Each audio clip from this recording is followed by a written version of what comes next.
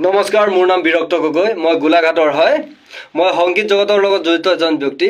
মই music video' পৰিচালনা আৰু নিৰ্দেশনাৰ কাম কৰোঁ। মাজে সময়ে দুটা গানো গাওঁ।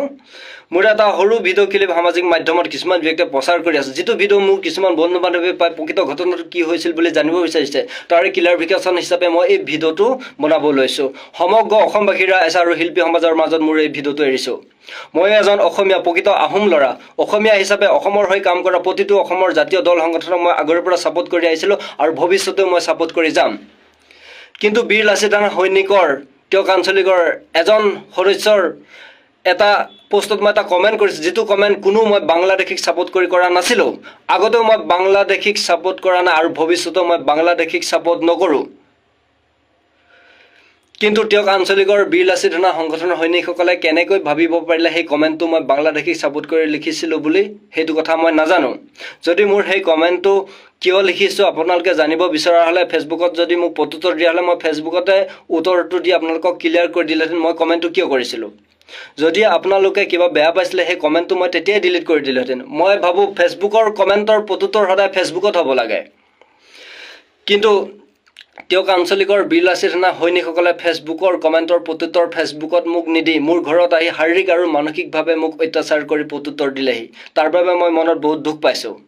তাৰ বাবেও বীৰ লাচিত ৰাণাৰ সংগঠনক মই বহুত বহুত ধন্যবাদ দিছোঁ। তেওঁক আঞ্চলিকৰ বীৰ লাচিত ৰাণা সংগঠনৰ সৈনিক মোৰো কেইবাজনো বন্ধু আছে, সকলোৰে লগত মোৰ কথা বতৰাও মাজে সময়ে হৈ থাকে। বীৰ লাচিত ৰাণা সংগঠনটোক ময়ো আগৰ পৰাই ভাল পাওঁ, যেতিয়াৰ পৰা অসম আৰু অসমীয়াৰ হৈ মাত মাতি থকা দেখিছোঁ। কিন্তু যোৱাকালি মোৰ লগত যিটো ঘটনা হ'ল সম্পূৰ্ণ বিপৰীত হ'ল। এজন বীৰৰ নামত যেতিয়া এটা সংগঠন খুলিছে, সেই সংগঠনৰ আদৰ্শ নীতি এনেকুৱা হ'ব বুলি মই কেতিয়াও ভবা নাছিলোঁ। মোৰ যদি কিবা ভুল হৈছিলে, যদি মোক কিবা শুধৰণি কৰি দিব আহিছিলে, আপোনালোকে ভালদৰে কোৱা হ'লেও মই বুজি পালোহেঁতেন। কিন্তু আপোনালোকে চোৰ ডকাইতক ব্যৱহাৰ কৰাৰ নিচিনা মোক কৰিলে, যিটো মোৰ একেবাৰে ভাল নালাগিলে। মনত বহুত দুখ পালোঁ।